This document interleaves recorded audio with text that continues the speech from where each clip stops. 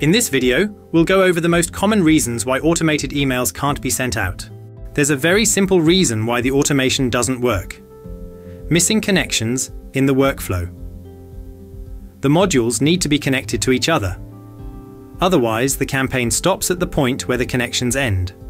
You can fix this error by simply connecting all elements of your workflow in the desired order. A demo list is often selected when testing an automation workflow. However, people often forget to change the list later during the activation process. As a result, the actual customer list does not receive any emails. You should therefore always check that you are contacting the intended recipients when your workflow goes live. The next example is about the campaign logic. This campaign, for example, should start when a tag is entered. But this tag is only entered at the end of the workflow, so there's no tag for the trigger to start your automation. The other campaign is to start with a purchase. The second module is filtered for people who have not yet made a purchase. However, since all the people in the trigger have made a purchase, the filter prevents the email from being sent. Another common reason for failed automations is a lack of triggers. The orange modules determine when and why a campaign should start. If these are missing, the software will not know when to start sending and will not be triggered. If you want to start an automation workflow for a sale in your store, the input of the triggers has to correspond to the products that have actually been sold.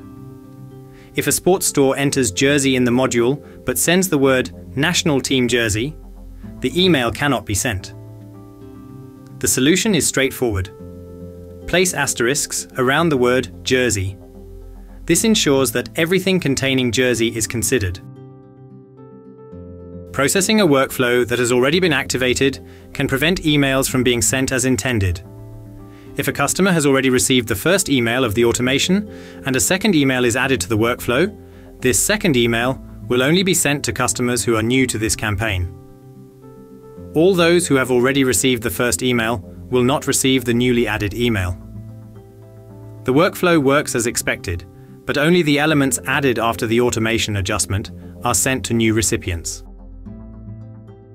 A general problem that can affect not only automations, but all emails, is faulty template code. Serious errors in the source code of a template will prevent the email from being sent. This only occurs with self-programmed templates that have been imported into Cleverreach. To prevent this, use our Cleverreach templates. Alternatively, use the Cleverreach template technology documentation, which you can find in the video description. Check your price plan and flexible quota regularly.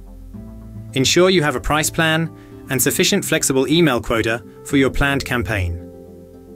Customers will not receive emails if you don't have a price plan or a sending quota. Finally, check the top right corner to confirm that the campaign is activated. If you've followed all the steps, you should be able to send out your automation. Sign up now at cleverreach.com and test all features free of charge and without obligation.